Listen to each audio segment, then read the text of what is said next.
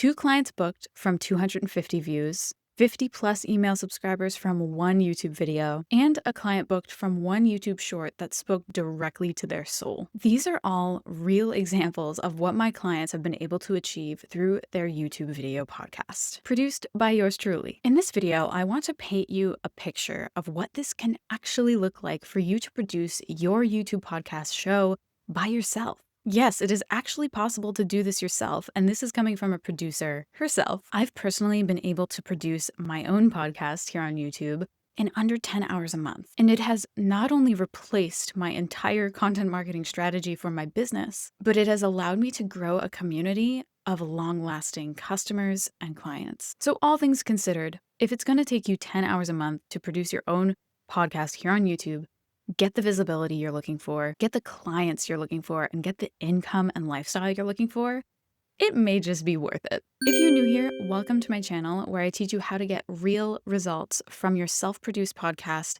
without it taking up all of your precious time. My name is Liz. I'm a 6-year photographer, content strategist, and producer who has gone full-time producing podcasts in my business. For the past 6 months, I've been serving 3 different clients and producing their own podcast shows here on YouTube, and my goal is to teach you everything I've learned in the process. If you want to learn how to produce your own podcast that can literally replace your entire marketing strategy for your business, get you the visibility that you deserve, and ultimately help you reach your goals of income, growth, community, and whatever that may be, I'm launching the Solo Podcast Producer Blueprint program within the next 2 months, and I invite you to get on the waitlist at the description below. So here's what can happen when you finally launch your solopreneur podcast here on YouTube. I'm speaking from my own experience here when I say this, but you basically go through a phase in doing online business where you are taking in all of this information that everybody has and you're learning what is resonating with you most.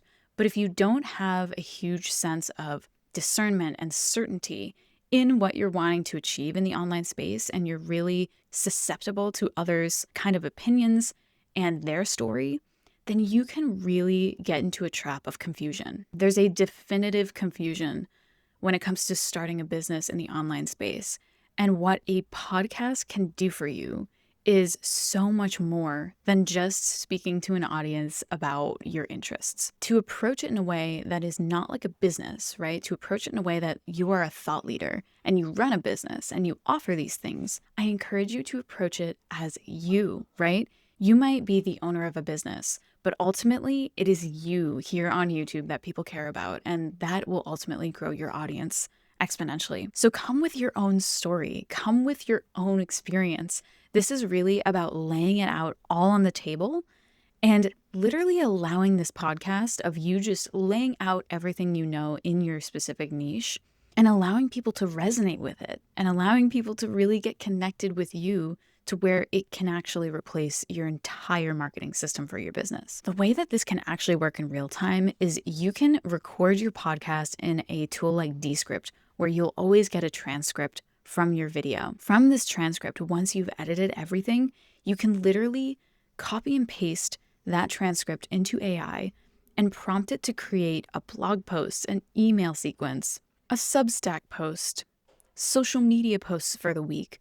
This can literally help you repurpose everything else that goes out in your business to be your one sole marketing system. So what podcasting can actually look like for solopreneurs in the online space is simplicity. It can be as simple as you just coming on here and talking about your experience, your business offerings, and your experience in offering what you do in your business. Another thing that can happen when you are starting a podcast as a solopreneur on YouTube is you will go from having no visibility to very specific visibility of an ideal audience. Now, this really has to be done right. And the way that you can actually do this right is by going 2 layers down into your specific industry. And what those guardrails are to allow you to go more specific can be what, who, how, why, and when. So let's say you are a yoga practitioner, you have a podcast online, and you want to become way more visible to your ideal clients. Instead of posting content like my favorite poses for regulating the nervous system, you would go 2 layers deeper into one of those parameters that I just listed.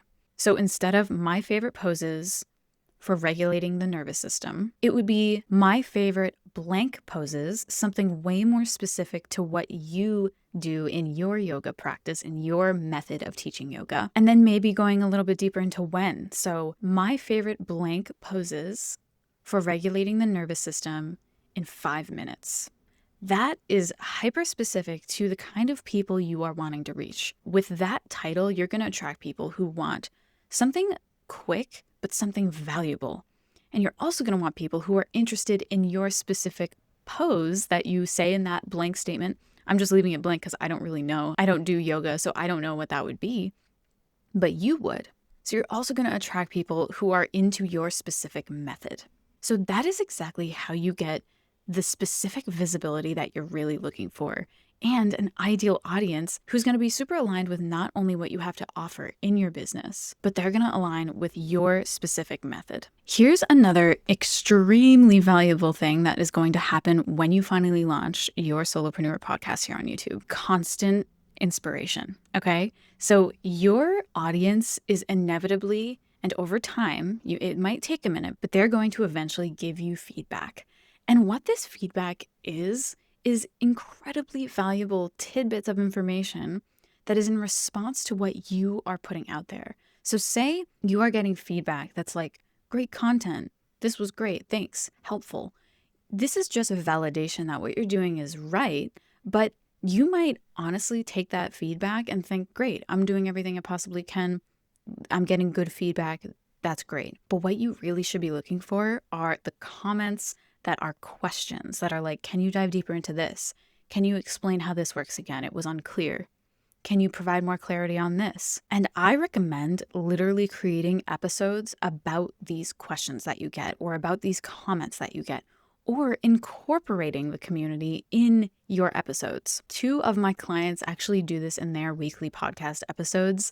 And it is truly one of the most positive feedback loops that we've created, because not only do their audiences look forward to watching the video to potentially see if their comment got highlighted, but it's also something that's bringing in the community and bringing in the people who are highlighting their experiences in the comments and relating to it. There's a sense of camaraderie when you highlight your community in a specific way, and I highly recommend doing that when you're starting out in your podcast. Lastly, this feedback from your audience is a gold mine for your marketing and for how to actually make your business better and serve your people better. When you get a simple question of possibly maybe adding more clarity to what you talked about in the video, not only is this an indication that you should go deeper in one of your next episodes, but it could indicate that there's a whole other level of clarity that people are needing in your offers. Because if what you talk about on your YouTube podcast and what you offer as a business are completely aligned, then what people are saying on your YouTube channel are a direct reflection of your offers as well. So pay close attention to the feedback you're getting on YouTube, because it is gold in so many ways. Inevitably, it will teach you how to be a better business owner when you take in that feedback, listen to it, and respond accordingly. Another thing that will absolutely happen when you start podcasting here on YouTube as a solopreneur is you are going to experience constant creative activation. And this is all about framing concepts in more creative ways than you've done previously. Think about it this way: when you're basically snowballing on something, you get more and more insight into what people are resonating with, what people are not resonating with, how far things are being reached, how not far things are being reached. The more you create, essentially, the more you get back. Even if you don't surface level see anything that you're getting back right now, maybe you're not yet getting comments, maybe you're not yet getting likes, maybe you're not even yet getting a lot of views. That doesn't mean that you're not getting something back though, even if it's a little bit more of a negative feedback loop. If you're not getting a lot of views on one video, but another video you're getting more views, just simply more, it doesn't matter how many, right? That should be indicating to you that whatever subject matter of the higher view video is something you should capitalize on. In my program, I deep dive into the metrics that actually matter and how to actually acknowledge, capitalize on what is actually working on your channel on a monthly basis. Data is so important. You have to pay attention to the data. Even if you're not a numbers person, I get it. I dim it all down. I keep it simple. There's really only 4 metrics you should be caring about, which are click-through rate, retention as your top 2. Engaged views and watch time are also important, indicating overall what is doing great on your channel. So if you take anything away from this video, just know that looking at your numbers, looking at click-through and retention most importantly, help you understand how else you can creatively explain a concept or express yourself on YouTube. You're going to find also that you get more concerned and you get more excited by the data as time goes on. Where you're at right now, you might think, well, I hate numbers. I don't care about numbers. And all I really care about is expressing myself. And that's awesome. But can you imagine going through 14 episodes and you're getting pretty much the same amount of views, right? And then all of a sudden on the 15th episode, something clicks and I guess you go viral, right? You're gonna wanna know why that went viral. It's gonna become really interesting to you. It is just human nature to become interested in things that work and things that don't work. So just know that if you are doing the due diligence of looking in your industry's keywords, looking that up on YouTube, seeing what the people in your industry are creating, and acknowledging the way that they are expressing these concepts and how you can do it in your own unique way, these are the things that are going to make you stand out in the online space and on YouTube specifically. And this kind of ties in with the last point I made, but ultimately, your personality is your greatest asset. You're going to find that once you start creating a podcast here on YouTube as a solopreneur, that you are going to become an entity of your own. It might not even be a direct reflection of who you are day to day and who you are throughout the day, right? But I assure you that something is going to start happening once you press record. You're going to get into this mode of groundedness, excitement of what you're talking about. And it's going to allow you to express yourself in a certain way that builds on your persona, your personality. And when people start resonating with your personality, again, it's another snowball effect. Your personality will then become sought after or a part of the industry. And then your say matters for other people. And then other people are going to want to hear your feedback on things. As I said in the beginning, I've been producing 3 different YouTube podcast shows for the past 6 months. And my first client ever has made leaps and bounds on YouTube. And she is now a personality in her niche. She was not before, like even 6 months ago, she was not. She had her Instagram and she realized the more she was delineating and showcasing her expertise on YouTube, more people were resonating. She's gotten sponsored, she's gotten monetized all within 6 months. And actually at the 3-month mark is when she got monetized. And she is now on a roll to then become more and more of a personality in her niche through doing interviews with people and bringing people on, having guests host her show. It is all really, really exciting. And all of this is really to say that your personality is your greatest asset.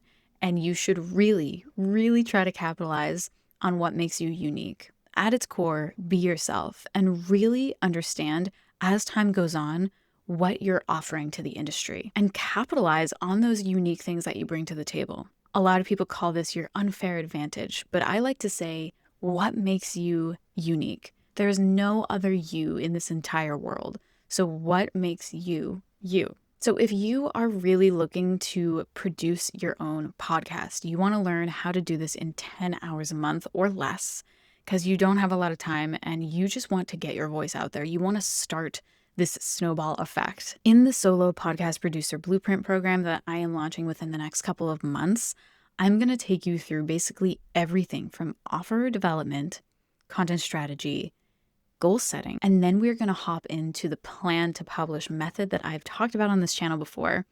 But it's really about building your foundation for what you want for your podcast and then running through exactly how to plan, create, edit, and publish your podcast in full. And yes, it is actually true that this can be done in 10 hours a month or less, which it really looks like 30 minutes every weekday or 2.5 hours every week. All of my clients are getting consistent results with this method, and I just want to share it with as many people as possible because I know It is so frustrating to feel alone in the online business space. You don't know where to start. You don't know what to actually invest your time in because you hear so much advice. And this truly has changed the game. And it's not just me that it's changed the game for. It has changed my clients' businesses altogether. Ultimately, there's just more traffic. There's more going on for all of them now more than ever. And I want to share with you my methods so that this can happen for you too. If you think you're not unique enough, that is a lie. You are unique. You have your own set of experiences, and nobody is you. When you think about that statement, nobody is me. What do you think of? What makes you unique? This should be what you express through your show on YouTube. So if this is something that you want to do for yourself and your business, I invite you to get on the waitlist below for the Solo Podcast Producer Blueprint. Please let me know in the comments what resonated with you in this video. I'm really curious if these concepts are landing with you, if you need more clarity on anything. I would just love your feedback. So please comment below anything you'd like, even just to say hi. And thank you again so much for watching, and I'll see you in the next one.